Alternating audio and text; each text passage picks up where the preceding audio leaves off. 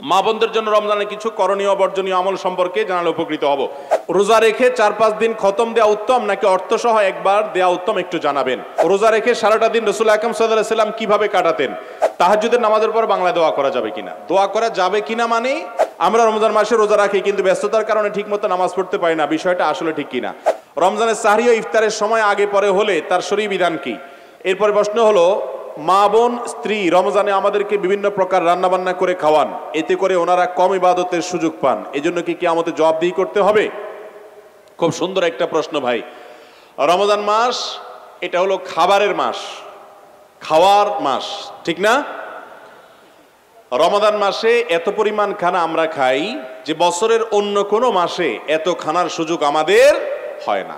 এত বেশি খাই আমরা যে প্রতি বছর রমজানের আগে বাজার নিয়ন্ত্রণ করার দায়িত্বে যারা থাকেন তাদের হিমশিম খেতে হয়, কারণ এত খানা আমরা খাই যে জিনিসপত্রের দাম বেড়ে যায়, ক্রাইসিস সৃষ্টি হয়ে যায়।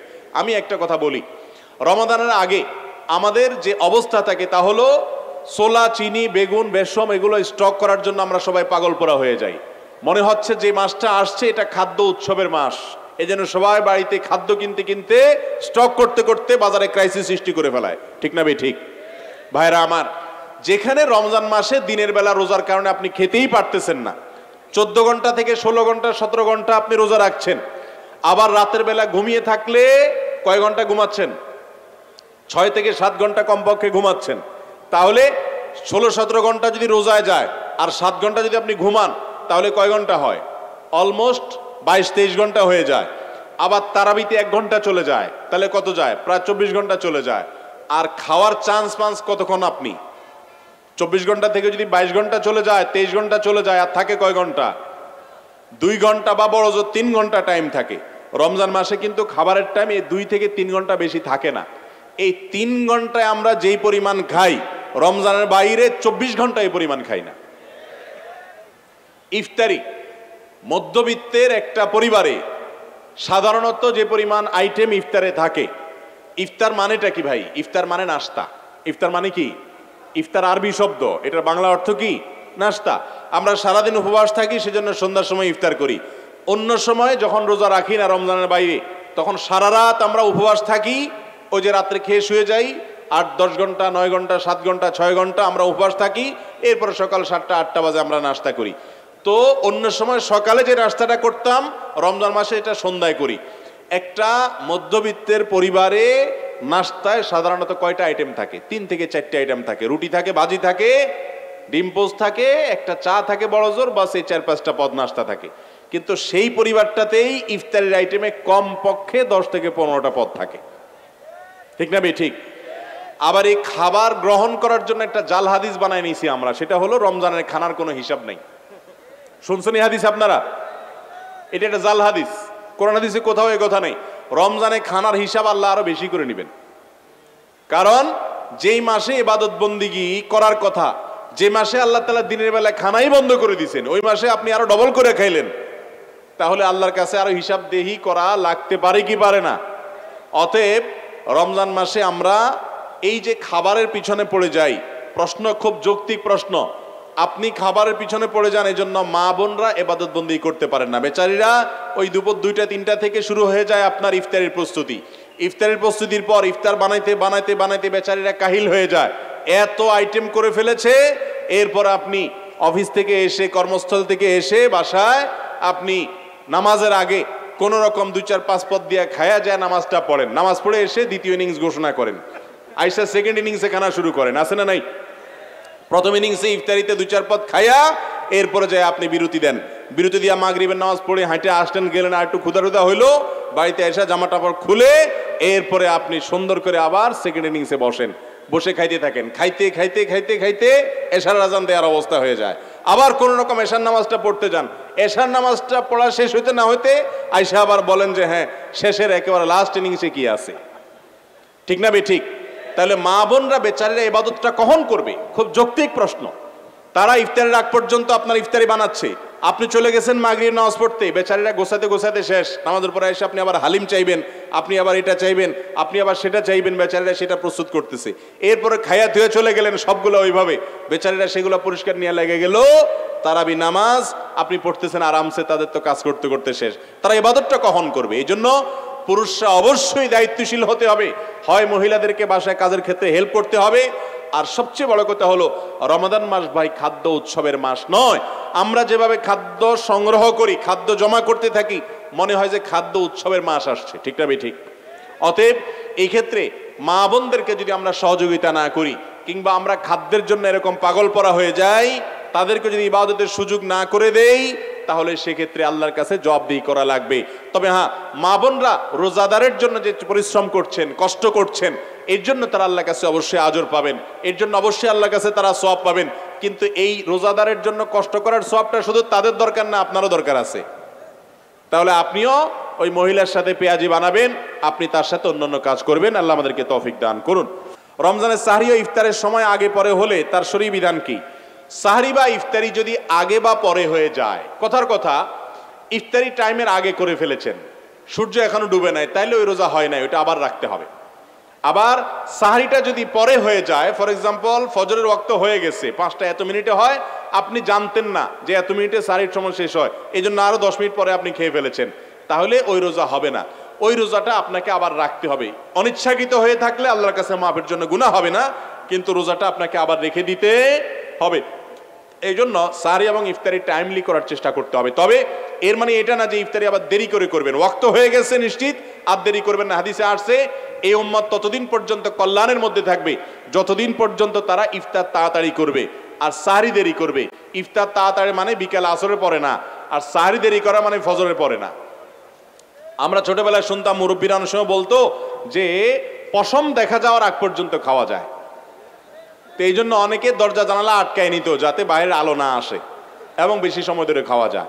তো মূলত এটা সঠিক নয়। সঠিক হলো ফজরের ওয়াক্ত যখন হয় তারপর থেকে আপনি কি করবেন না, তারপর থেকে আপনি আর খাবেন না, তার আগে খানা শেষ করবেন। তো চেয়ারে বসে নামাজ পড়লে নামাজ হবে কিনা, সবচেয়ে পপুলার প্রশ্ন, কমন প্রশ্ন। এই প্রশ্ন সব জায়গায় সব এলাকায় মানুষ করে, চেয়ারে বসে নামাজ পড়লে নামাজ হবে কিনা। যারা আল্লাহ তাআলা সুস্থ রাখছেন কমর টমর, এরা মনে হয় চেয়ারে বসে নামাজ পড়া মানুষগুলো দেখলে খুব মেজাজ গরম হয় মনে হয়। অথবা যারা চেয়ারে বসে নামাজ পড়েন তাদের মধ্যে অনেকে মনে করেন যে চেয়ারে বসে নামাজ পড়লে একটু ভাবসাব আসে কিনা আল্লাহ জানে। দেখেন, যদি কোনো ব্যক্তি কোমরে ব্যথার কারণে, কোনো অসুস্থতার কারণে রুকু বা সেজদার জন্য উনি কোমর ভাঙতে পারেন না, তিনি বাধ্য হয়ে চেয়ারে বসে নামাজ পড়লেন, এই ব্যক্তির নামাজ হবে ইনশাআল্লাহ। একজন দাঁড়াতে পারেন, তিনি দাঁড়াবেন, কিন্তু রুকুটা করতে পারেন না, তাহলে সোজা বসে ইশারা রুকু করবেন, ইশারা সিজদা, এটা জায়েজ আছে। নবী করিম সাল্লাল্লাহু আলাইহি সাল্লাম এক সাহাবীকে বলেছেন, তুমি দাঁড়িয়ে নামাজ পড়বে, দাঁড়িয়ে পড়তে পারো না বসে পড়বে, বসে পড়তে পারো না তুমি ইশারায় পড়বে, কিন্তু নামাজ তোমাকে পড়তে হবে। অতএব যদি কেউ চেয়ারে বসা ছাড়া স্বাভাবিকভাবে নামাজ পড়তে না পারেন, অপারগ হন, তার জন্য এটা জায়েজ আছে। কিন্তু আপনি একজন সুস্থ সবল মানুষ, গাছে উঠতে পারেন, ধান ক্ষেত নিরাইতে পারেন, দুনিয়ার সব কাজ করতে পারেন, লাফালাফি সব করতে পারেন, শুধু মসজিদে এসে একটা চেয়ার টান দিয়ে বসে যান, এই মানুষের নামাজ হবে না। যদি আপনার সক্ষমতা থাকে, অনেকে আছে শরীরটা একটু খারাপ লাগতেছে, আজকে একটু ম্যাজ ম্যাজ করতেছে, চেয়ারটা বসে নামাজ পড়ে ফেললাম। অনেক ভাইরা আছেন মনে করেন যে নামাজ হবে না, নামাজ হবে না। বিশেষ করে ফরজ নামাজ হওয়ার কোনো রাস্তা নাই। ফরজ নামাজের দানটা একটা ফরজ, রুকু করা একটা ফরজ, সিজদা করা আরেকটা ফরজ, এগুলো করতে হবে। আপনি আল্লাহর সামনে এসে ভাবসাব নিলে, গোলামি করতে এসে আবার কিসের ভাবসাব, বিধায় নামাজ কিন্তু হবে না। আল্লাহ তাআলা আমাদেরকে বোঝার তৌফিক দান করুন। অতএব চেয়ারে বসে নামাজ পড়লে নামাজ হবে শর্ত সাপেক্ষে। আজকাল মসজিদগুলোতে এত চেয়ার হয়েছে, আমি সবসময় বলি যে মসজিদ নাকি আকিজ প্লাস্টিকের কোনো দোকান বোঝাই কঠিন। আজ থেকে 10 বছর আগে এত মাজা ব্যথার রোগী আমাদের দেশে ছিল না, আজকাল যত হয়েছে। হয়তো রোগী বেড়ে গেছে, হয়তো রোগী বেড়ে গেছে, কিন্তু আমাদেরকে মনে রাখতে হবে ওজন থাকলে জায়েজ আছে, ওজন না থাকলে একটু শরীর খারাপ দেখে আপনি চেয়ারে নামাজ পড়লে নামাজ হবে, ফরজ নামাজ হবে না। মা বোনদের জন্য রমজানে কিছু করণীয় বর্জনীয় আমল সম্পর্কে জানালে উপকৃত হব। রমজানে করণীয় বর্জনীয় পুরুষদের জন্য যা, মা বোনদের জন্য তা। যদি মাসিকরত অবস্থায় কোনো মা বোন থাকেন রমজান মাসে, তিনি রোজা ছাড়া আর রোজা এবং নামাজ ছাড়া সব আমল করবেন।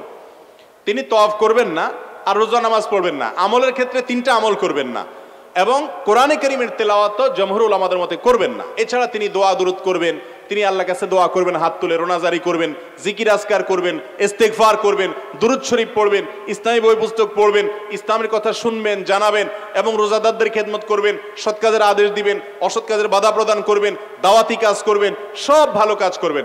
শুধু যেগুলো নিষিদ্ধ সেগুলো বাদে রমজান মাসের সব কাজ মাসিক অবস্থায় একজন মা বোন করতে পারেন। বিশেষ করে তারা গৃহস্থলী কাজ যখন করবেন ওই টাইমে জিকির, ইস্তেগফার, দুরূদ এই আমলগুলো অনেক বেশি করতে পারেন। যেগুলো পুরুষদের জন্য বিশেষ আমল, যেমন কথার কথা জামাতের সাথে নামাজ, সেগুলোর জন্য পুরুষদেরকে উৎসাহ দিবেন, এটা একটা গুরুত্বপূর্ণ আমল তাদের জন্য ইনশাআল্লাহ। জি, এরপরের প্রশ্ন, রোজা রেখে সারাটা দিন রাসূল আকরাম সাল্লাল্লাহু আলাইহি সাল্লাম কিভাবে কাটাতেন? ভাই, রোজা রেখে নবী করিম সাল্লাল্লাহু আলাইহি সাল্লাম অনেক সাধারণ আমলগুলোর পাশাপাশি নফল আমল করতেন। যেমন কোরআনে কারীমের তেলাওয়াতে তিনি সময় দিতেন প্রচুর রমজানে। রমজান মাসে রোজা রেখে তিনি অন্যান্য কাজের পাশাপাশি দানশীলতা তার অনেক হতো, প্রচুর পরিমাণ দান করতেন রমজান রোজার মাসে। আর দিনের বেলা রোজা রেখে রোজা অবস্থা বিশেষ করে দোয়া করাটা হাদিস দ্বারা প্রমাণিত, দোয়া বেশি বেশি করা আল্লাহর কাছে এবং মেসওয়াক বেশি বেশি করা, এগুলো নবী করিম সাল্লাল্লাহু আলাইহি ওয়াসাল্লামের হাদিস থেকে প্রমাণিত। এরপরে রোজা রেখে 4-5 দিন খতম দেওয়া উত্তম নাকি অর্থসহ একবার দেওয়া উত্তম, একটু জানাবেন।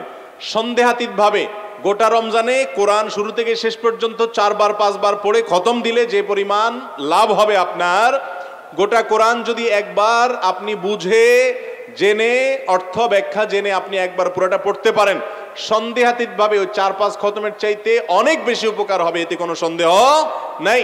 কোরআন বুঝে পড়তে হবে, যদিও না বুঝে পড়লেও আমরা সওয়াব পাবো, কিন্তু বুঝে পড়ার চেষ্টা আমাদের থাকতে হবে। আমরা মনে করি কোরআন এটা মন্ত্রের মতো শুধু পড়ে যাব, এটা বোধহয় বুঝার কিছু না, অথচ কোরআন বুঝার চেষ্টা আমাদের থাকতে হবে। কয়েকদিন আমি হাসপাতালে ছিলাম, এই জন্য সালাত আদায় করতে পারি নাই। সালাতগুলো আদায় করার পদ্ধতি কি? কয়েক ওয়াক্ত নামাজ যদি আপনার ছুটে যায় ওগুলো আদায় করতে হবে। কিভাবে আদায় করবেন? সিরিয়াল বাই আদায় করবেন। কথার কথা, ফজরেরটা আগে পড়বেন, জোহরেরটা তারপরে পড়বেন, আসরেরটা তারপরে পড়বেন, এবং এভাবে ওয়াক্ত একটা একটা করে পড়ে আপনাকে শেষ করতে হবে।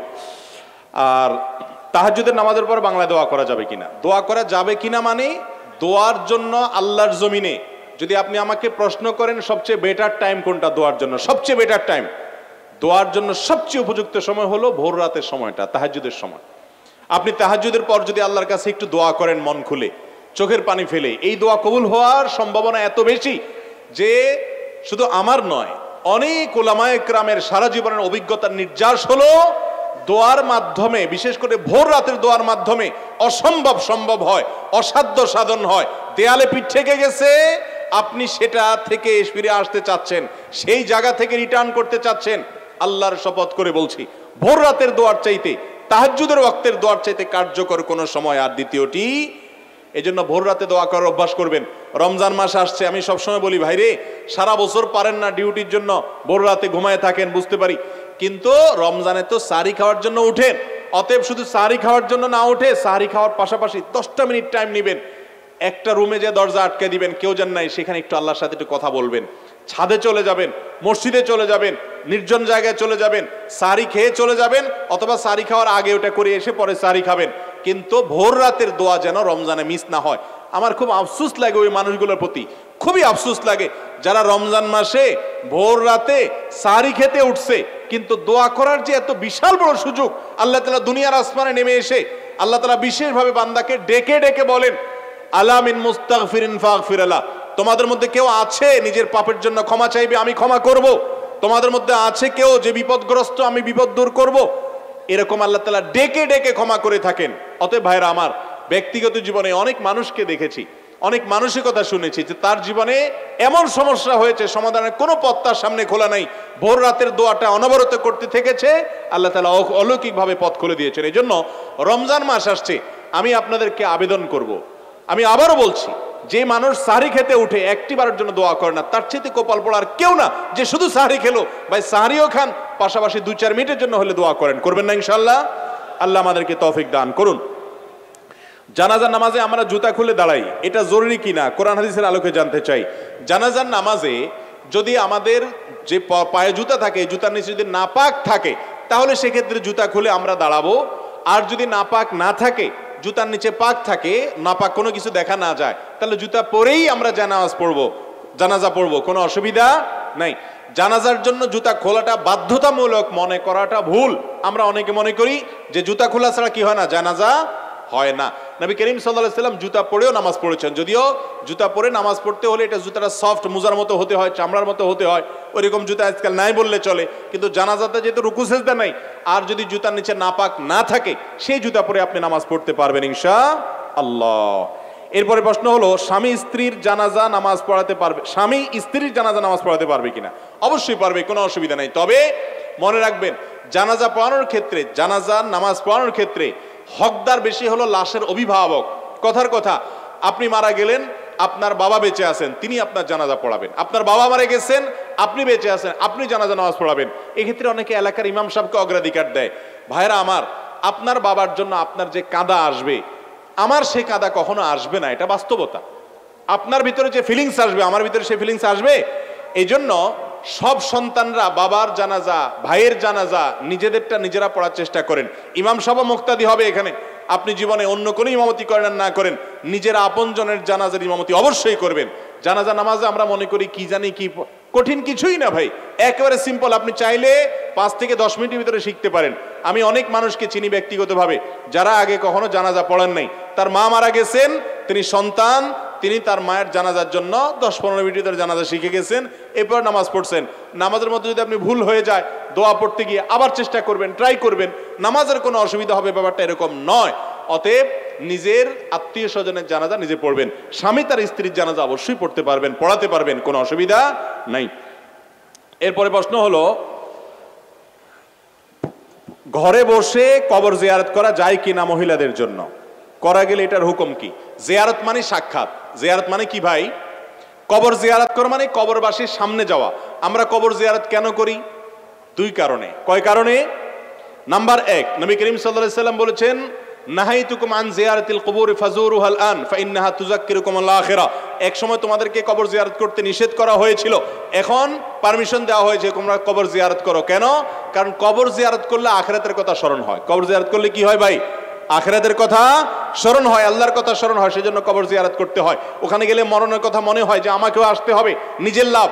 আর আরেকটা উদ্দেশ্য হলো কবরবাসীকে সালাম দেওয়া, তাদের জন্য শান্তির দোয়া করা। সালামুন আলাইকুম দারা কওমুল মুমিনিন, কবরবাসীরা তোমাদের প্রতি শান্তি বর্ষিত হোক, তাদের সাথে সাক্ষাৎ করা। তো এটা ঘরে বসে হয় না।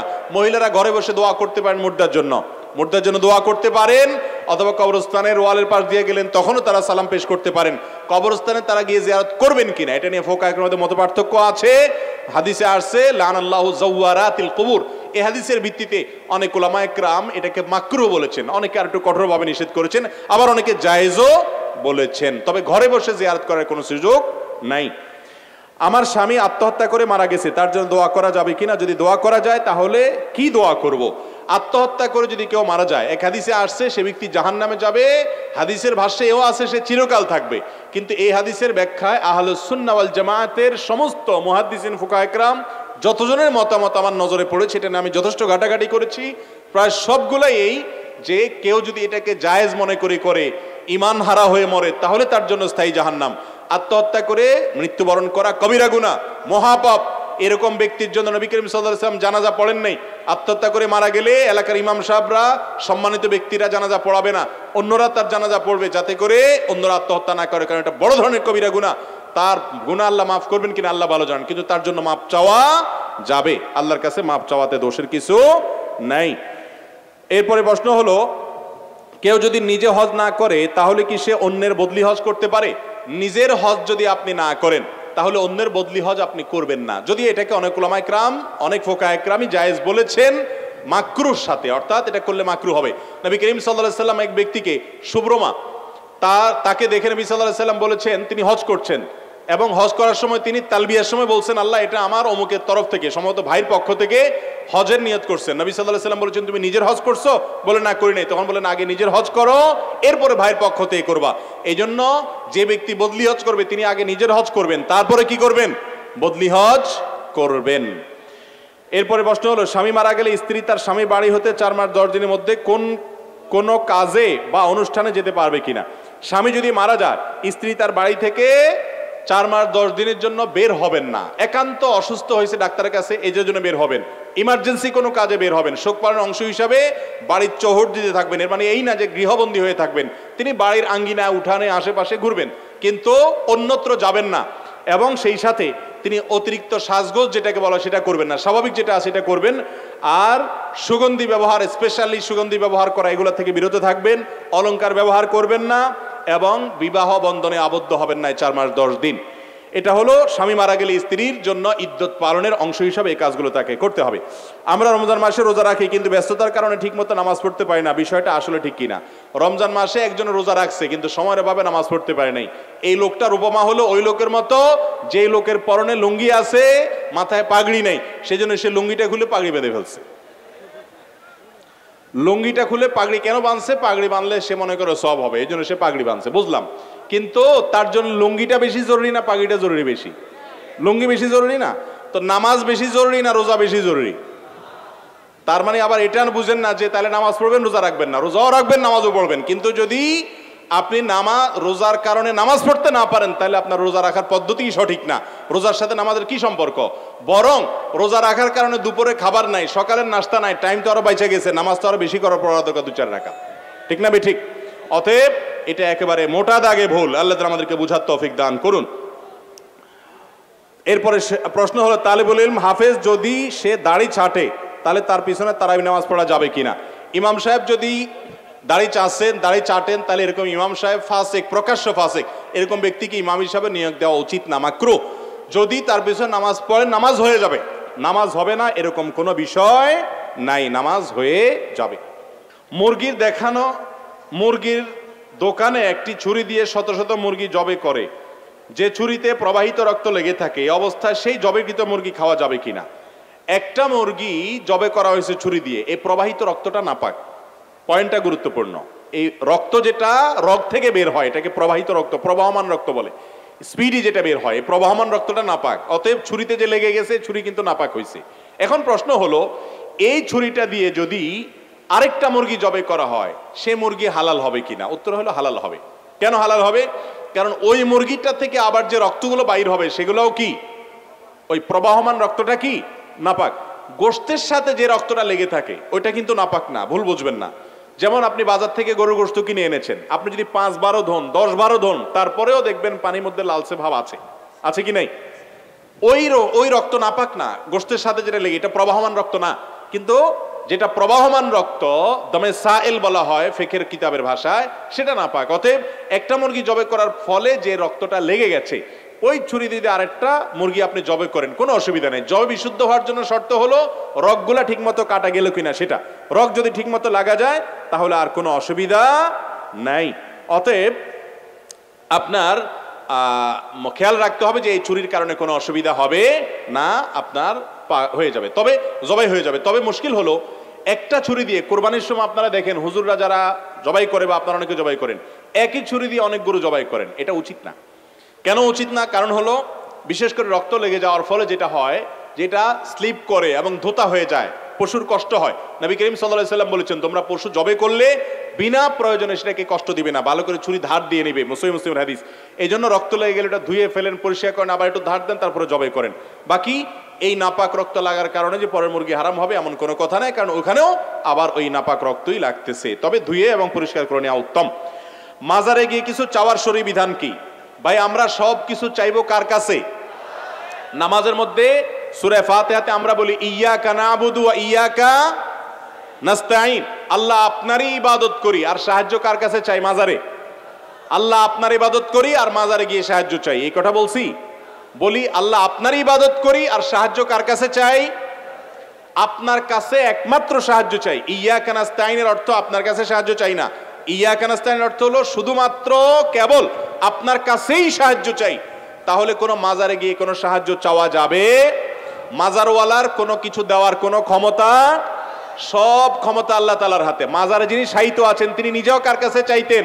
আল্লাহর কাছে চাইতেন। অতএব আপনি কার কাছে চাইবেন? আমাদের অনেক ভাইরা আছেন ব্যবসা বাণিজ্যের উন্নতি হয় না, চাকরি টিকে না, সন্তান হয় না, তো উনি মাজারে চলে যান, আছে না নাই? ওই মাজারওয়ালার কোনো পাওয়ার নাই, ওই মাজারওয়ালা নিজেও আল্লাহর কাছে চাইতেন। আল্লাহ বলেছেন উদউনি, তোমরা আমার কাছে দোয়া করো, আস্তাজিব লাকুম, আমি দোয়া কবুল করব।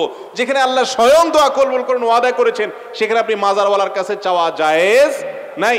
যদি কেউ মাজারওয়ালার কাছে চায় এবং প্রার্থনা করে এবং তাকে আল্লাহ রাব্বুল আলামিন যেরকম যা খুশি তা যা দিতে পারেন সেই ব্যক্তি এরকম দেওয়ার ক্ষমতা রাখেন, এই বিশ্বাস রেখে তার কাছে দোয়া করে, তাহলে সেটা শিরক হবে, ঈমান চলে যাওয়ার মতো বিষয় হবে। আল্লাহ আমাদেরকে বুঝার তৌফিক দান করুন। অনেকে বলেন যে না, মাজারে গিয়ে আমরা আল্লাহর কাছে দোয়া করি, আল্লাহর কাছে দোয়া করি, মাজার আল্লাহর কাছে না। তাহলে আমার প্রশ্ন হলো, মাজারে গিয়ে কেন? আল্লাহর কাছে দোয়া তো আপনি এখানে বসে করলেও হবে, আপনার বাসায় করলেও হবে। কিছু জায়গা আছে দোয়া কবুলের জায়গা, যেমন আরাফাতের ময়দান, যেমন তোয়াফ করতে করতে দোয়া কবুল হয়, সাফা পাহাড়ের উপর দোয়া কবুল হয়, মারওয়া পাহাড়ের উপর দোয়া কবুল হয়। দোয়া কবুলে কিছু জায়গা আছে, কিন্তু মাজার বা যে কোনো কবরস্থানে গিয়ে দোয়া করলে দোয়া কবুল হয় এমন কোনো কথা কোনো হাদিসে বর্ণিত হয়? অতএব মাজারে গিয়ে কেন দোয়া করবেন? হ্যাঁ, মাজারে যাবেন, কবর, মাজার মানে কবর, কবরে যাবেন কবরবাসীকে সালাম দেওয়ার জন্য, সেখানে বরং তাদের কাছে তাদের শান্তি দোয়া করে আসবেন, তাদের কাছে কিছু চাওয়ার বিষয় নাই। যারা মাজারে চান তাদের ঈমান হারা হওয়া পর্যন্ত ভয় আছে। আল্লাহ তাআলা আমাদেরকে বেঁচে থাকার তৌফিক দান করুন। এরপরে প্রশ্ন হলো, বিধর্মীকে তরজমাতুল কোরআন হাদিয়া দেওয়া যাবে কিনা? অবশ্যই দেওয়া যাবে। ভিন্ন ধর্মের মানুষদেরকে কোরআনের অনুবাদ দিতে পারেন। আপনি বলবেন তারা তো ওযু ছাড়া ধরবে, কোনো অসুবিধা নাই, কারণ ওযু ছাড়া কোরআন ধরবেন না এই নির্দেশ তো মুসলমানের জন্য। শরীয়তের সকল নির্দেশ কার জন্য? মুসলমানের জন্য। যে ব্যক্তি মুসলমানই না তার জন্য শরীয়তের কোনো নির্দেশ না। বিধায় একজন অমুসলমানকে কোরআন আপনি দিতে পারেন অনুবাদ, তিনি পড়ে আল্লাহর কালাম সম্পর্কে জানতে পারেন। এরপরে প্রশ্ন হলো, আবহাওয়ার পূর্বাভাসের ব্যাপারে আকীদা কি হবে? অনেকে মনে করেন আবহাওয়ার পূর্বাভাস বিশ্বাস করলে ঈমান থাকবে না। এটা মূর্খতা সুলভ কথা, এটা অজ্ঞতা সুলভ কথা। আবহাওয়ার পূর্বাভাস বিষয়টা কি? বিষয়টা হলো, আবহাওয়াবিদরা বিভিন্ন পরিস্থিতি দূর থেকে তারা পর্যবেক্ষণ করতে পারেন, করার পর তারা বলেন যে এই জিনিসটা হওয়ার সম্ভাবনা আছে, তাও তারা নিশ্চিত দেন না, বলেন যে সম্ভাবনা আছে। যেমন কথার কথা, আপনি একটা কিছু দেখে আলামত করলেন, একজনের টেনশনে থাকে, একজন ইমাম সাহেব বেচারা এর চেয়ে বেশি টেনশনে থাকা লাগে। কারণ যেই ব্যক্তিকে সবাই চার্জ করতে পারে, সবাই, সেই ব্যক্তির নাম ইমাম সাহেব হতভাগা। যে মসজিদের একেবারে সভাপতি সাহেব, মুতাওয়াল্লি সাহেব থেকে নিয়ে শুরু করে সাধারণ মুসল্লি সাহেব পর্যন্ত সবাই চার্জ করতে পারে যাকে, তার নাম কি? ইমাম সাহেব। ভাইরে, আমি প্রায় বলি, আপনার ইমামকে যদি আপনি আপনার চাকরের মতো ট্রিট করেন, তাহলে মনে রাখেন চাকরের পিছনে নামাজ নয়, নামাজ হবে ইমামের পিছনে, নেতার পিছনে। আপনার নামাজ আবার সংশোধন করা উচিত, এগুলো হওয়া উচিত নয়। ভাইরা আমার, ইমামদের সম্মান দিতে হবে, আবার ইমামরা সম্মান নিতে জানতেও হবে। ইমাম নিজে যদি পয়সার খাক্কর হয়, তাহলে সে সম্মান কোত্থেকে পাবে? ইমামকেও আত্মসম্মান বোধ সম্পন্ন হতে হবে, আর এলাকাবাসী ইমাম সাহেবকে সম্মান করতে হবে। একটা কথা আমি বলি প্রায় সময়, মসজিদে যারা দান করেন, তারা দানটা কাকে করেন? মসজিদের দানটা কাকে করেন? আল্লাহকে না করেন? তাহলে এই টাকার মালিক কে? আল্লাহ। মসজিদ কমিটির সভাপতি, সেক্রেটারি, ওনারা কি মসজিদ ফান্ডের মালিক? এই মালিক আল্লাহ তাআলা, কারণ সবাই আল্লাহকে দিয়ে দিয়েছেন। ওনারা শুধুমাত্র আল্লাহর তরফ থেকে সেটা ডিস্ট্রিবিউশন করছেন, দেখভালটা করছেন, ওনারা আল্লাহর ঘরের সেবক। অতএব ইমাম বা মুয়াজ্জিন ওনারা কারোর কোনো চাকর না, তারা সরাসরি আল্লাহর ঘরের চাকর। তারা কমিটি বলেন, মুতাওয়াল্লি সাহেব বলেন, অন্য কারোর চাকর না। যদি তাদেরকে চাকরের মতো ট্রিট করেন, তাহলে সেক্ষেত্রে গুনাহগার হতে হবে। মসজিদের খেদমত করতে এসে উল্টা আরো গুনাহগার হওয়ার ভয় আছে। আল্লাহ তাআলা আমাদেরকে বুঝার তৌফিক দান করুন। ইমাম সাহেবদের সাথে এরকম আচরণ আমাদের জন্য করা জায়েজ নয়। নাভির নিচের বা গুপ্ত অঙ্গের লোম 40 দিনের মধ্যে না কাটলে গুনাহ হবে কিনা? জি ভাই, 40 দিনের মধ্যে কাটা উচিত। 40 দিনের বেশি যদি হয়, তাহলে সেক্ষেত্রে হাদিসে আছে এটা নিষিদ্ধ এবং নাজায়েজ কাজ। বিনা ওজরে এরকম হওয়া উচিত নয়। কখনো ওজর বশত হয়ে গেল ভিন্ন কথা, 40 দিনের মধ্যে অবশ্যই একবার কাটা উচিত এবং কর্তব্য। এরপরে প্রশ্ন হলো, গোসলখানার ভেতর বিবস্ত্র হয়ে গোসল করলে গুনাহ হবে কিনা? যদি বিবস্ত্র হয়ে কেউ গোসল করে, গোসল হয়ে যাবে, কিন্তু বিবস্ত্র হওয়ার কারণে একটা গুনাহের কাজ হবে, গুনাহের কাজটা করা উচিত না। গুনাহটা বড় কোনো কবিরা গুনাহ হবে না, কিন্তু সগীরা গুনাহ হবে। এবং হাদিসে আসছে, নবী করিম সাল্লাল্লাহু আলাইহি ওয়াসাল্লাম বলেছেন, কেউ নাই বুঝলাম, কিন্তু আল্লাহ তাকে দেখছেন, এই কারণে আল্লাহর প্রতি তার লজ্জাবোধ থাকা উচিত। এই জন্য একেবারে বিবস্ত্র হওয়া উচিত নয়। যদিও বিবস্ত্র হয়ে গোসল করলে গোসল হয়ে যাবে, উচিত অন্তত একটা গামছা, তোয়ালে কিছু একটা যেন পরনে থাকে। হাফ প্যান্ট পরে ফরজ গোসল করলে ফরজ গোসল হবে কিনা, বা ওই ফরজ গোসল নামাজ হবে কিনা, নামাজ চলবে কিনা? হবে, কোনো অসুবিধা নেই। একটু আগে বললাম যে আপনি যে কোনো কিছু দিয়ে আপনার লজ্জাস্থান ঢেকে আপনি গোসল করে ফেললেন, তাতে আপনার গোসল হয়ে যাবে, তবে হাফ প্যান্ট পরলে হবে, কোনো অসুবিধা নেই। এরপরে প্রশ্ন হলো, যদি জাগ্রত অবস্থা উত্তেজনা বা কোনো কারণবশত বীর্যপাত হয়, তাহলে কি পুরো গোসল করতে হবে, নাকি শুধু নাভির নিচ থেকে ধৌত করতে হবে? যদি উত্তেজনা বশত বীর্যপাত হয়, সেটা যে কারণেই হোক না কেন, নিজের ইচ্ছাকৃত হোক আর অন্য কোনো জল্পনা কল্পনার কারণে হোক আর যেভাবেই হোক, উত্তেজনা বশত যদি বীর্যপাত হয় পুরো গোসল করতে হবে, হাঁটু থেকে নিচ থেকে ধুইলে হবে না। এরপরে প্রশ্ন হলো আমাদের এলাকায় জাকাত হিসাবে চাল, শাড়ি, লুঙ্গি ইত্যাদি দেওয়া হয়, ইসলামে এর বিধান কি? দেখুন, জাকাত হিসাবে শাড়ি লুঙ্গি যদি দেয়া হয়, এটার উপমাটা কিরকম আমি বলি। এটার উপমাটা হলো, ধরুন আপনার কাছে আমি 200টা টাকা পাবো, আপনি আমাকে বাজারে দেখে বলছেন ভাই এদিকে আসেন, ডেকে নিয়ে একটা ফল দোকানের কাছে দাঁড়ায়া ফল দোকানকে বললেন ভাই 1 কেজি আপেল দেন, 200 টাকা দাম যেটার। আপেলের প্যাকেটটা আমাকে ধরায় দিলেন, দিয়ে বললেন যান বাড়ি চলে যান। কি জন্য? বললেন যে ভাই 200 টাকা পাবেন না, ওই 200 টাকা পারপাস আপনাকে আপেলটা দিয়ে দিলাম, নিয়ে যান। এই লোকটা এই আপেল দেওয়ার কারণে সে কি তার ঋণকে যথাযোগ্যভাবে আদায় করলো? এ তো রীতিমতো মাইর খাওয়ার মতো অবস্থা হয়ে গেল না? যে আমার 200 টাকা তুমি ফেরত দিবে, আমি কি আপেল কিনবো না বেদানা কিনবো না চাউল কিনবো, সেটা তো আমার ব্যাপার। তুমি একটা ঠিক করে আমাকে ধরাই দিলে, এই অধিকার তোমাকে কে দিয়েছে? এবার আসেন জাকাতের ক্ষেত্রে আমরা বুঝি। জাকাতের সম্পর্কে আল্লাহ তাআলা কোরআনে বলেছেন ওয়াফি আমওয়ালহিম হাক্কুল লিসসাইলি ওয়াল মাহরুম, ধনীদের সম্পদে গরিবদের, অভাবী মানুষের, বঞ্চিত মানুষদের, জাকাতের হকদার যারা আছে তাদের অধিকার আছে, তাদের পাওনা আছে, সে পাওনাদার আপনার কাছে। আপনার জাকাতের টাকাটা এটা পাওনা, এই পাওনাটা আপনি পাওনাদারকে ক্যাশ টাকা দিয়ে পরিশোধ করবেন। তিনি তার টাকা দিয়ে কি কিনবেন না কিনবেন তার ব্যাপার, সেটা চেয়ে বুঝবে। আপনি তাকে ডেকে এনে বলতেছেন ভাই আসো তোমার পাওনা পরিশোধ করব, এই নাও জাকাতের একটা লুঙ্গি, এই নাও একটা শাড়ি, ওই আপেল কিনে দেওয়ার মতো হলো। কথা কি বুঝাতে পারছি? আমাদের দেশের মতো পৃথিবীর আর কোনো দেশে আছে কিনা আমি জানি না, এই দেশে কাপড়ের দোকানগুলোতে রমজান আসলে দেখা যায় একটা বিশেষ সাইনবোর্ড লাগে, লেখা থাকে এখানে জাকাতের শাড়ি লুঙ্গি পাওয়া যায়। জাকাতের শাড়ি লুঙ্গির পরিচয় জানেন আপনারা? কাকে বলে? জাকাতের শাড়ি লুঙ্গি বলা হয় ওই শাড়ি লুঙ্গিকে যেটা এক ধোয়াতে বরবাদ হয়ে যাবে, যেটা এক ধোয়াতে শেষ। আমি প্রায় চিন্তা করি আল্লাহ যাদেরকে তৌফিক দিয়েছেন তারা গরিব মানুষকে টাকা না দিয়ে শাড়ি লুঙ্গিটা কেন দেয়? পরে আমার কাছে মনে হইলো এর অনেক উদ্দেশ্য থাকতে পারে, আল্লাহু আলাম। একটা উদ্দেশ্য এটাও হওয়ার সম্ভাবনা আছে যে শাড়ি লুঙ্গিটা সাইনবোর্ডের কাজ করে, টাকা তো আর সাইনবোর্ডের কাজ করে না। গ্রামাঞ্চলে যখন শাড়ি লুঙ্গি দিবেন, আপনার লুঙ্গি পরে পথ করে হাঁটবে বাজারে রাস্তাঘাটে, কে দিছে? অমুকে দিছে, এটা সাইনবোর্ডের কাজ করে। মনে রাখবেন আল্লাহ তাআলা কোরআনে কারীমে বলেছেন লান তানালুল বিররা হাত্তা তুনফিকু মিম্মা তুহিব্বুন। 4 নম্বর পারার প্রথম আয়াতে আল্লাহ বলেছেন তোমার সবচেয়ে পছন্দের জিনিসটা যদি আল্লাহর রাস্তায় দান না করো তাহলে তুমি কখনো আল্লাহর প্রিয় পাত্র হতে পারবে। অতএব আপনি গরিব মানুষকে যদি কাপড় চোপড় দেওয়াটা প্রয়োজন মনে করেন, হতে পারে কোনো গরিবকে টাকা দিলে সে নষ্ট করে ফেলবে, হতে পারে তাকে আপনি জাকাতের টাকা না দিয়ে তার জন্য উপকারী কোনো কিছু করে দিলেন। ফর এক্সাম্পল, লোকটা সেলাই কাজ করে, তার একটা সেলাই মেশিন দরকার, ক্যাশ টাকা দিলে নষ্ট করে ফেলবে, অপচয় করে ফেলবে বোকাশোকা কিসিমে, তাহলে আপনি তার প্রয়োজন অনুযায়ী তাকে একটা সেলাই মেশিন কিনে দিলেন জাকাতের টাকা থেকে, এটা জায়েজ আছে। কিন্তু তার কি দরকার না দরকার জিজ্ঞেস করি নাই, লুঙ্গি কতগুলো কিনে নিয়ে দাঁড়ায় বললেন সিরিয়াল ধরো আইসা নিয়ে যাও, এটা কখনো জায়েজ না, সঠিক কোনো কাজ না। জাকাত আদায়ের এটা কোনো পদ্ধতি হতে পারে।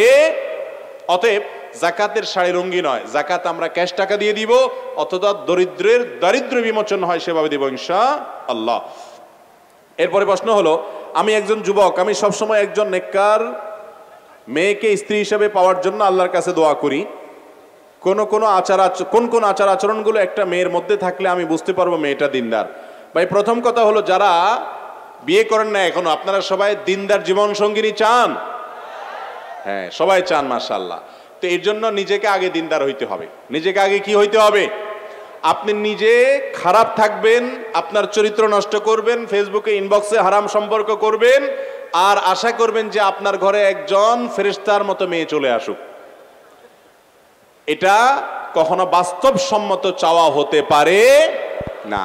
মনে রাখবেন, ভালো জীবন সঙ্গিনী চাইতে হলে আপনি নিজে ভালো হওয়ার চেষ্টা করতে হবে, এটা হলো প্রথম কাজ। আবার কেউ এখান থেকে সহজে যোগ বিয়োগ করে ফলাফল বের করেন না যে আমার যেহেতু চরিত্র ভালো না, অতএব আমার যে জীবন সঙ্গিনী আসছে এটারও মনে হয় চরিত্র খারাপ। এরকম সহজ সমীকরণের সুযোগ কিন্তু নেই, কারণ অনেক খারাপ মানুষকে আল্লাহ তাআলা ভালো মানুষ দিচ্ছেন না, দেন নাই। ফেরাউনের মতো খারাপ মানুষের ঘরে আসিয়ার মতো নেককার বিবি গেছে না, যায় নাই।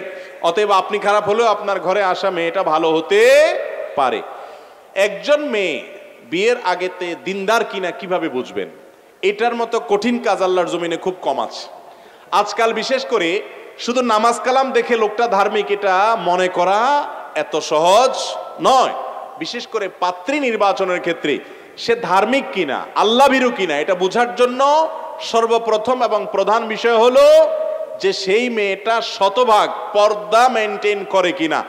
পর্দা বলতে বোরকা পরা না, পর্দা বলতে হাত মোজা পা মোজা না, পর্দা বলতে তার জীবনে সামগ্রিকভাবে মাহরাম নন মাহরাম মেনটেন করে কিনা।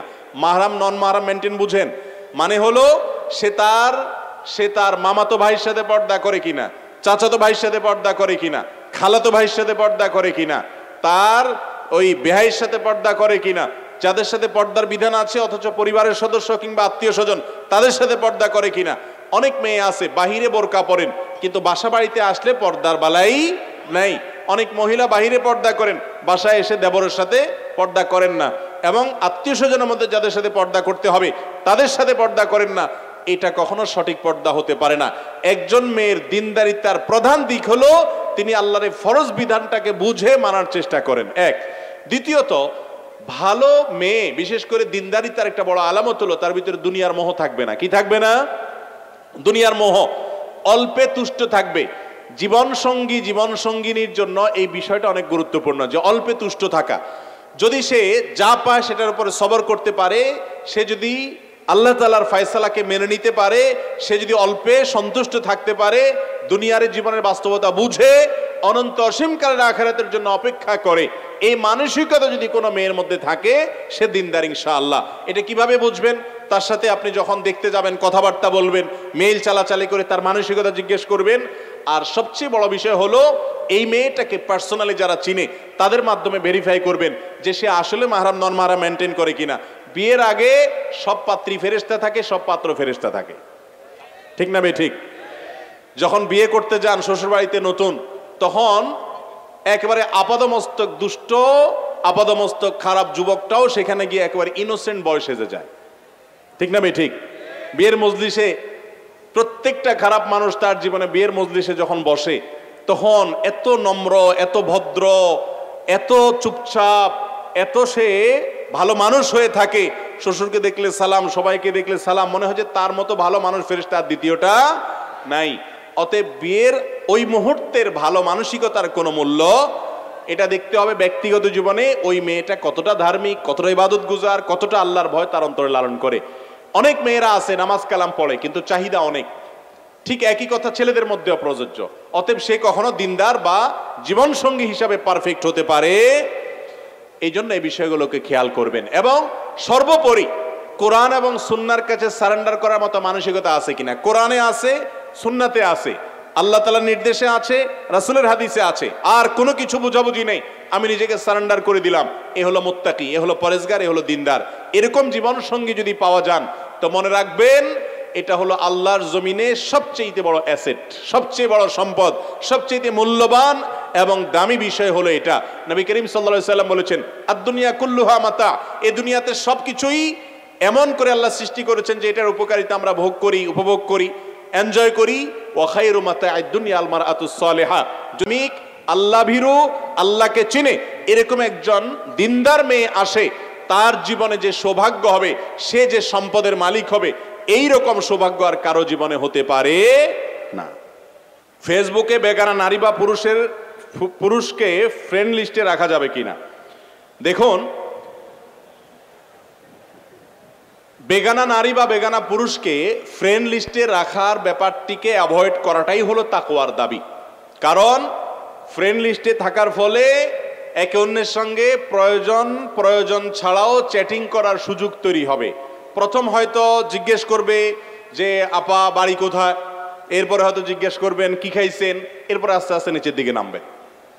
আল্লাহ রাব্বুল আলামিন এমনভাবে সৃষ্টি করেছেন নারী পুরুষকে, একে অন্যের কাছে যখন আসবে, যাদের সাথে বিবাহ বন্ধনে আবদ্ধ হওয়া হালাল, অর্থাৎ যারা আপনার গায়রে মাহরাম, অর্থাৎ যারা পরপুরুষ এবং পরনারী, এরকম মানুষদের যত সংস্রবে আসবেন, যত সান্নিধ্যে আসবেন, নিজেকে আপনি নিয়ন্ত্রণ করতে পারবেন না। টুডে অর টুমরো, আজ হোক আর কাল, আপনি আস্তে আস্তে আপনার মনকে খারাপ দিকে নিয়ে যেতে বাধ্য।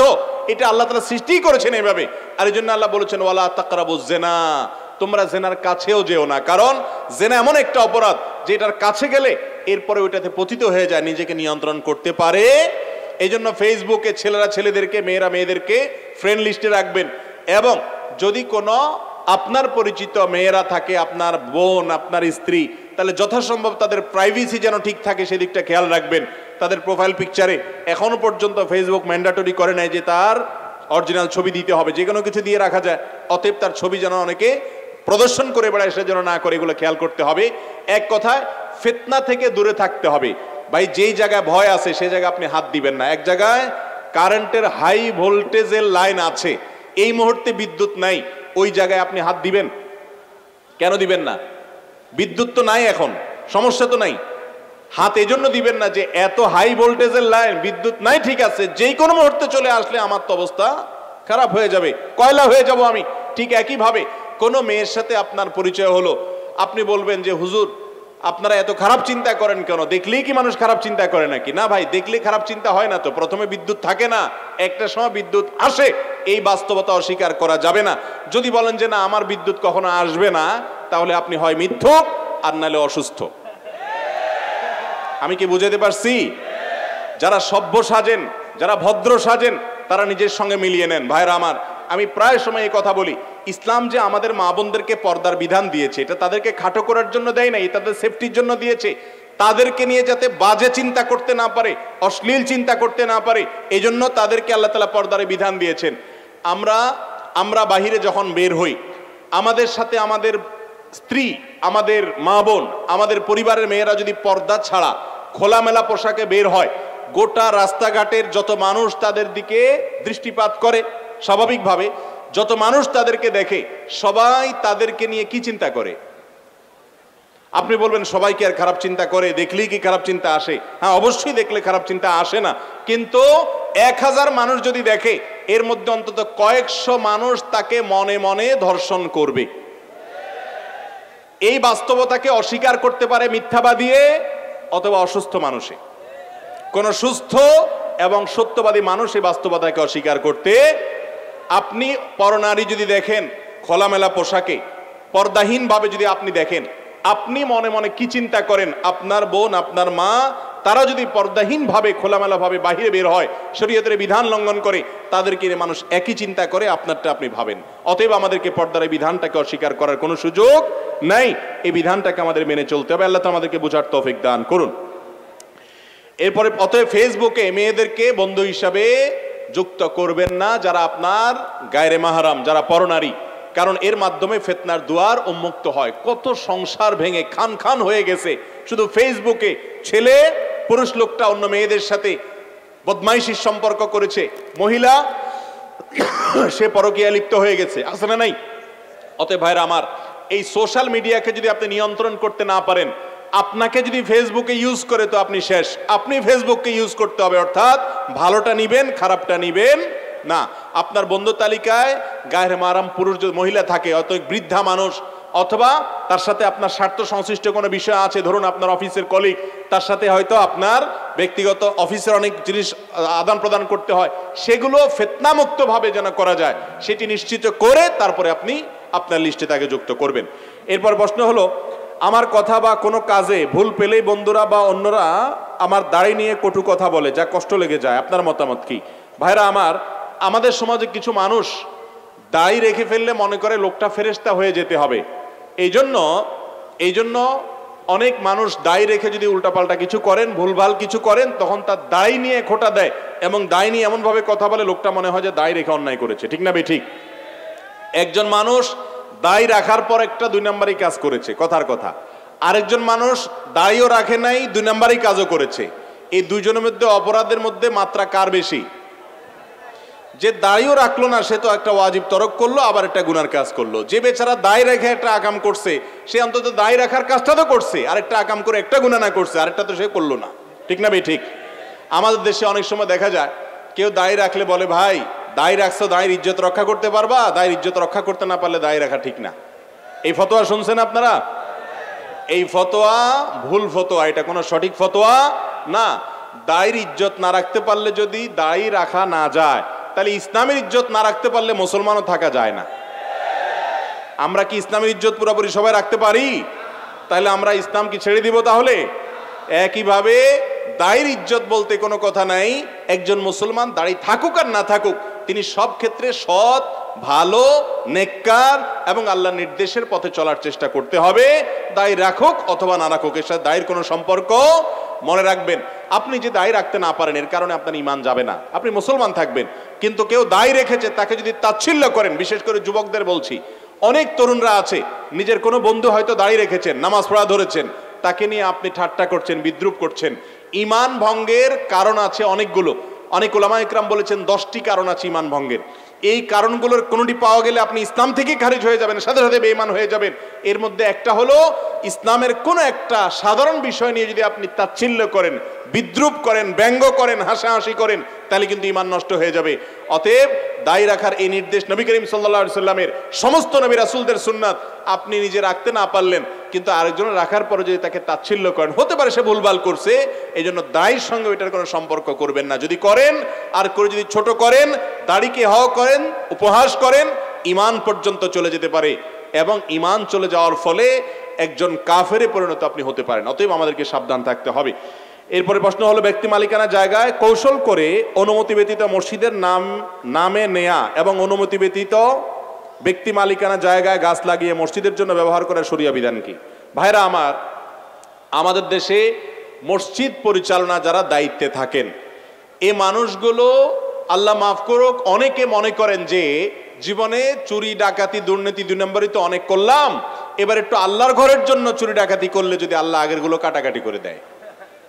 এটা কেন বলছি? আপনি দেখবেন বাংলাদেশে অনেক মসজিদ আছে, সব মসজিদের কথা আমি বলছি না, অনেক মসজিদ আছে, এই মসজিদগুলো দেখা যায় মসজিদ কমিটির লোকজন বা যারা মসজিদ প্রতিষ্ঠা করেন ওনারা বিতর্কিত জায়গায় মসজিদটা করেন, আছে না নাই? জায়গা দখল করে মসজিদ করেন, এমন ভাবে সিন ক্রিয়েট করেন যার জায়গা সেই বেচারা দিতে বাধ্য হয়, এরকম পরিবেশ করে মসজিদ করার প্রবণতা আছে না নাই? এবং রাস্তার ধারে মসজিদ, ঢাকা শহরে কয়টা মসজিদ এরকম আছে আমার সন্দেহ, যে মসজিদ সাইডে রাস্তার জায়গা পুরোপুরি ছেড়ে দিয়েছে। আপনি মসজিদের সিঁড়ি রাস্তার উপরে নিয়ে গেলেন, 2 হাত 3 হাত 3 ফুট 4 ফিট জায়গা আপনি নষ্ট করলেন। আল্লাহর ঘরকে আপনি আসামির কাঠগড়ায় দাঁড় করালেন। আপনি সরকারি রাস্তা দখল করলেন, রাস্তায় মানুষের চলাচলে বিঘ্ন সৃষ্টি হলো। বাড়িঘর করতে গিয়ে মানুষ দুর্নীতি করে, স্লোপ করে, কার্ভ করে, বিভিন্ন ভাবে তার গাড়ি উঠানোর জন্য সে রাস্তার জায়গা দখল করে, অন্যায় করে, সেটা তো হারাম। কিন্তু আল্লাহর ঘরের জন্য যদি এই কাজটা করে তাহলে সেটা হালাল হবে? সেটার কারণে শাস্তি আরো বেশি হতে পারে, কারণ আল্লাহর ঘরকে আপনি কি করলেন? আসামির কাঠগড়ায় দাঁড় করেন। আমাদের অনেক ভাইরা আছেন এই কাজগুলো করেন, যারা মসজিদ পরিচালনা করছেন। আল্লাহর ওয়াস্তে আমি বলবো, আপনি ব্যক্তি জীবনে যা করেন না করেন, আল্লাহর ঘরকে আসামির কাঠগড়ায় দাঁড় করাবেন। অতএব এই ক্ষেত্রে সৎ আমাদের থাকতে হবে। মক্কার যে মুশরিকরা ছিল, মক্কার মুশরিক কাফেররা, তারা শিরকে লিপ্ত হতো, উলঙ্গ হয়ে বাইতুল্লাহ তওয়াফ করত। তাদের মধ্যে অনেক খারাপ জিনিস ছিল, কিন্তু একটা ভালো গুণ ছিল, সেটা কি? হালাল সম্পদের মূল্য তারা দিতে জানতো। এই জন্য মক্কা যারা গেছেন জানেন, কালো গিলাপে ঘেরা কাবা ঘরের এক পাশে বুক পরিমাণ একটা ওয়াল আছে, ঘেরাও দেওয়া, রাউন্ড দেওয়া, হাতিমে কাবা বলা হয়। যারা গেছেন দেখছেন না? এই জায়গাটা কেন এরকম জানেন? অনেকে হয়তো জানেন। এই জায়গাটা মূলত ওই কালো গিরাপে ঘেরা কাবা ঘরের ভেতরের অংশ ছিল। ইব্রাহিম আলাইহিস সালাম যে কাবা বানাইছেন সেখানে এটা সহ ছিল, এই পুরো অংশটা ছিল। এই কাবাকে যখন আমাদের নবী সাল্লাল্লাহু আলাইহি সাল্লামের দাদা আব্দুল মুত্তালিব ওনার নেতৃত্বে পুনর্নির্মাণ করলেন, নবী সাল্লাল্লাহু আলাইহি সাল্লাম ছোট ছিলেন তখন, ওই সময়টাতে তিনি ঘোষণা দিলেন, তার লোকেরা ঘোষণা দিলেন যে আমরা কোনো হারাম টাকা আল্লাহর ঘরে নেব না। আর হালাল টাকা সমাজে সব সময় কম থাকে, এই জন্য টাকার অভাবে এই অংশটাকে মসজিদের ভিতরে ঢুকাইতে পারেন নাই। আজও পর্যন্ত সেটাকে বাহিরে রেখে দেওয়া হয়েছে, যাতে করে আমরা শিক্ষা গ্রহণ করতে পারি। আর আজকাল কি অবস্থা, মসজিদ বলেন আর মাদ্রাসা বলেন আর ওয়াজ মাহফিল বলেন, আমরা হুজুররাই আপনাদেরকে বামপট্টি দিয়া বুঝায়া ফজিলত টজিলত বলে, হালাল হোক আর হারাম হোক পয়সা চাই, পয়সা চাই, ঠিক না ঠিক? তো মসজিদ যারা পরিচালনা করবেন তারা সততার স্বাক্ষর রাখবেন, তারা অন্যের জায়গা কৌশল করে দখল করবেন না, করলে সেটা জায়েজ হবে না। এরপরের প্রশ্ন, ব্যক্তিদ্বন্দ্ব লিপ্ত হয়ে মসজিদ নির্মাণ করার শরিয়া বিধান কি? এটাও মসজিদ রিলেটেড, মাশাআল্লাহ। এটার হারও আমাদের সমাজে অনেক বেশি। কোন মসজিদে আপনি নামাজ পড়তে গেছেন, কমিটির সদস্য ছিলেন, কোনো কারণে গন্ডগোল হলো, এবার যে জমি কিনে একটা মসজিদ বানায় ফেললেন, আছে না নাই? এই মসজিদ কখনো আল্লাহর সন্তুষ্টির উদ্দেশ্যে নির্মাণ হতে পারে? মসজিদ হবে আল্লাহর সন্তুষ্টির জন্য। একটা কমিটিতে আপনার মনোমালিন্য তৈরি হয়েছে, আপনি সবর করবেন। সেক্রেটারি সাহেব আপনার কথা শুনতেছে না, সভাপতি সাহেব কথা শুনতেছে না, হয়তো গ্রুপিং হয়ে গেছে, হয়তো ওনারা ভুল করতেছেন। এই লোকগুলো তো স্থায়ী না, কিয়ামত পর্যন্ত বেঁচে থাকবে না, আল্লাহর ঘর তো টিকে থাকবে। আপনাকে সবর করতে হবে। আপনি হুট করে সেখান থেকে মতপার্থক্য করে 2-4 জন ডোনার জোগাড় করে একটা জায়গা নিয়ে আরেকটা মসজিদ পাশে করলেন, এভাবে মুসলমানদের শক্তি ক্ষয় হয়। অযথা আপনি সেখানে আরেকটা মসজিদ করে মুসলমানদেরকে 2 ভাগ করলেন এবং এলাকাতে বিবাদের বীজ বপন করলেন। এটা কোনো আদর্শ মসজিদ হতে পারে? এই ধরনের মসজিদ কেউ করলে তাদের সহায়তা করবেন না। হ্যাঁ, কোনো মসজিদ কর্তৃপক্ষ সরাসরি শিরকে লিপ্ত, মসজিদের তাওহীদের চর্চা করতে দিচ্ছে না, সেটা ভিন্ন বিষয়। কিন্তু বেশিরভাগ ক্ষেত্রে সামান্য একটু পদ নিয়ে মনোমালিন্য হলে আরেকটা মসজিদ করে ফেলায়। আরেকটা রোগ হলো যে আমি খুব প্রভাবশালী মানুষ, পয়সাওয়ালা মানুষ, পাশে মসজিদ আছে, তাতে কি? আমার বাড়ির সামনে একটা মসজিদ না থাকলে ওই মসজিদে গিয়ে নামাজ পড়লে ইজ্জত থাকে, সেখানকার কমিটির লোকের অধীনে থাকতে হয়, নিজে একটু সাধারণ মুসল্লি হয়ে যাইতে হয়, এই জন্য নিজেরা একটা মসজিদ বানায়। আছে না নাই? হাদিসে নবী করিম সাল্লাল্লাহু আলাইহি ওয়াসাল্লাম মসজিদ নির্মাণ সম্পর্কে যত কথা বলেছেন সবগুলোতে একটা শব্দ যোগ করেছেন, সেটা কি? মান বানা লিল্লাহি মাসজিদা। যে ব্যক্তি মসজিদ করবে আল্লাহর জন্য, কার খুশি করার জন্য? আল্লাহর খুশির জন্য যদি মসজিদ করেন তাহলে আপনি বিনিময় পাবেন। মসজিদ করেছেন আপনি মনোমালিন্য হয়েছে সেজন্য, মসজিদ করেছেন আপনার ইগোর জন্য, মসজিদ করেছেন আপনার বাহাদুরি টিকানোর জন্য, এটার কারণে আল্লাহর কাছে সওয়াব পাবেন না। এরপরে প্রশ্ন হলো, হিন্দু কোনো লোক থেকে টাকা ধার নেওয়া যাবে কিনা? হিন্দু, খ্রিস্টান, ইহুদি, নাস্তিক যেই হোক, যে কোনো অন্য ধর্মাবলম্বী মানুষের সাথে আর্থিক লেনদেন করা যাবে। তাকে টাকা ধার দিতেও পারবেন, তার কাছ থেকে টাকা ধার নিতেও পারবেন। আমরা অনেকে মনে করি যে অমুসলিমদের সাথে বোধহয় গায়ে টাচ করলেও বোধহয় নাপাক হয়ে যায়। এগুলো আমাদের ভুল ধারণা। কোরআনে কারিমে আল্লাহ বলেছেন, লা ইয়ানহাকুমুল্লাহু আনিল্লাযিনা লাম ইউকাতিলুকুম ফিদ-দ্বীন। যেই সমস্ত অমুসলিমরা তোমাদেরকে তোমাদের দেশবাড়ি থেকে বের করে দেয় নাই, তোমাদের বাসাবাড়ি থেকে, তোমাদের দেশ থেকে তোমাদেরকে বের করে দেয় নাই, ওয়ালাম ইউখরিজুকুম মিন দিয়ারিকুম, লা ইয়ানহাকুমুল্লাহু আনিল্লাযিনা লাম ইউকাতিলুকুম ফিদ-দ্বীন ওয়া লাম ইউখরিজুকুম মিন দিয়ারিকুম। ধর্মযুদ্ধ চাপায় দেয় নাই অথবা ঘরবাড়ি থেকে বের করে দেয় নাই, এরকম অমুসলিমদের সাথে সদাচরণ করতে, ন্যায়নিষ্ঠ আচরণ করতে আল্লাহ তো নিষেধ করেনই না, বরং আল্লাহ ন্যায়নিষ্ঠ আচরণকারীকে ভালোবাসেন। আমাদের নবী করিম সাল্লাল্লাহু আলাইহি ওয়াসাল্লাম অমুসলিমদেরকে দাওয়াত, তাদেরকে খানার শরীক করেছেন, খাইয়েছেন, আবার তাদের কাছে খেয়েছেন, আবার তাদের কাছ থেকে ধার নিয়েছেন এবং তাদের সাথে সামাজিক সব কর্মকাণ্ড করেছেন। তারা অসুস্থ হলেও দেখতে গিয়েছেন। অতএব আমাদের আশপাশে অমুসলিম যারা আছে তাদের সাথে আমাদের এই ধরনের লেনদেন, কায় কারবার করতে কোনো অসুবিধা নাই। এরপরে প্রশ্ন হলো, কিভাবে সহজেই দায় রাখতে পারি? দায় রাখার জন্য তো কোনো কিছুই করতে হবে না। দায় রাখার মতো সহজ কাম আল্লাহর জমিনে তো আর দ্বিতীয়টা নাই বললেই চলে। কারণ দায় যখন উঠে, আপনি দায়তে হাত না দিলে তো দায় রাখা হয়ে যায়। সেখানে আপনি প্রশ্ন করলেন দাড়ি রাখতে পারেন কিভাবে সহজে? দাড়ি রাখা তো সহজ, দাড়ি কাটাটা হলো কঠিন। অতএব আপনি যদি বলতেন যে দাড়ি কাটবো কিভাবে সহজে, সেটা যৌক্তিক প্রশ্ন হতে পারতো, কিন্তু রাখতে কোনো সহজের পদ্ধতি নাই। দাড়ি তো উঠছে, ছেড়ে দিলেই তো হয়ে যায়। আপনি তো এটার জন্য আর কিছু দরকার হয় না। হয়তো প্রশ্নকর্তা এই চিন্তায় প্রশ্নটি করেছেন যে এটা রাখতে গেলে সমাজে হেয় প্রতিপন্ন হয়, অনেক কথা বলে, অনেকে অনেক কিছু বলে। ভাইরা আমার, মানুষ অনেক কিছুই বলবে, মানুষের কথা শুনে যদি আপনি চলেন তাহলে সেক্ষেত্রে আপনি আল্লাহর কাছে জান্নাতের আশা করতে পারেন। মানুষ সবসময় মানুষ আপনাকে ভালো কাজের কথা বলবে এমনটি নয়। আল্লাহ বলেছেন, ওয়ালা তুতি আকসারা মান ফিল আরদ, এই পৃথিবীর বেশিরভাগ মানুষের কথা যদি তুমি শুনো তাহলে তারা তোমাকে পথহারা করে ফেলবে। কারণ বেশিরভাগ মানুষ ভালো না, বেশিরভাগ মানুষ খারাপ। অতএব নিজের সঙ্গে নিজে স্ট্রাগল করতে হবে, যুদ্ধ করতে হবে। শুনেছি স্ত্রীর কাছ থেকে দূরে গিয়ে সর্বোচ্চ 120 দিন থাকার অনুমতি ইসলামে আছে। কথাটা কতটুকু সত্য? কথাটা পুরাপুরি মিথ্যা। 120 দিন কেন, 200 দিনও যদি স্বামীর সঙ্গে স্ত্রী একসাথে না থাকেন, কোনো কারণে হতে পারে, প্রবাসে আছেন অথবা দেশে থাকেন, একসাথে থাকা হয়নি কোনো কারণে, তো এর কারণে কখনো স্বামী স্ত্রীর মধ্যে বিচ্ছেদ সৃষ্টি হবে না। আমাদের সমাজে এরকম অনেক অনাচার আছে এবং অনেক কুসংস্কার আছে। যেমন অনেকে মনে করে সন্তান কয়েকটা হয়ে গেলে আবার বিয়ে পড়াইতে হয়। দেখেন, কয়েকটা সন্তান হয়ে গেলে বিয়ে তো আরো পাকাপোক্ত না হয়, এটা পড়াইতে হবে কেন? এগুলো সবগুলো আমাদের মন গড়া কথাবার্তা। অতএব 120 দিন, 200 দিন, 500 দিন স্ত্রী থেকে স্বামী দূরে থাকলে সম্পর্ক ছিন্ন হয়ে যায় না। তবে বিনা প্রয়োজনে বাধ্য না হলে এভাবে স্বামী স্ত্রী দূরে থাকাটা ইসলাম কখনো সেটাকে প্রশংসা করে না। স্বামী স্ত্রী যত নিকটে থাকবে, একে অন্যের কাছাকাছি থাকবে, স্বামী স্ত্রীর মধ্যে ভালোবাসা যত গাঢ় হবে, তারা আল্লাহ তাআলা তত প্রিয় পাত্র হতে পারবেন ইনশাআল্লাহ। আর যারা বিয়ের আগে ইটিস পিটিস করে অবৈধ সম্পর্ক করে এখানে সেখানে প্রেম বিলায় বেড়াইছেন, তারা দেখবেন সময় মতো পুঁজিতে টান পড়বে। কথা বুঝাতে পারছি? সময় যখন হবে তখন দেখবেন পুঁজিতে টান পড়ছে, কারণ অজাগায় কুজাগায় পুঁজি বিলায় বেড়াইছেন। এই জন্য বিবাহ বহির্ভূত সম্পর্ককে না করবেন এবং অপেক্ষা করবেন হালাল সম্পর্কের জন্য। শয়তান যদি আগুনের তৈরি হয় তাহলে জাহান্নাম তাকে কিভাবে আগুন দিয়ে জ্বালানো হবে? দেখুন, শয়তান আগুনের তৈরি, আবার জাহান্নামে আল্লাহ তাকে আগুন দিয়ে কিভাবে তৈরি করবে, শাস্তি দিবেন? এটার উত্তরে অনেক কথাই বলা যায়। এর ভিতরে একটা কথা তো খুব কমন আমরা জানি, সেটা হলো আমাদেরকে আল্লাহ মাটি দিয়ে তৈরি করেছেন, মানুষকে কি দিয়ে তৈরি করছেন? এখন আমি যদি মাটির একটা ঢেলা দিয়ে আপনাকে জোর করে মারি, আপনি ব্যথা পাবেন কি পাবেন না? আপনার বুকের উপর যদি কয়েক মণ মাটি চাপা দিয়ে আপনি ব্যথা পাবেন কি পাবেন না? তো মাটি দিয়ে তৈরি হলে মাটি দিয়ে শাস্তি দেওয়া যায় না? ঠিক একইভাবে শয়তান আগুনের তৈরি হলেও জাহান্নামের আগুন দিয়ে তাকে শাস্তি দেওয়া যাবে। সবচেয়ে বড় কথা হলো জাহান্নাম এটা আলমুল গায়েবের বিষয়, অদৃশ্য জগতের বিষয়। আপনি জাগতিক যে সমস্ত বিষয় চোখের সামনে দেখেন, এটার সাথে আখিরাতের বিষয়কে তুলনা করলে কখনো সঠিক তুলনা হবে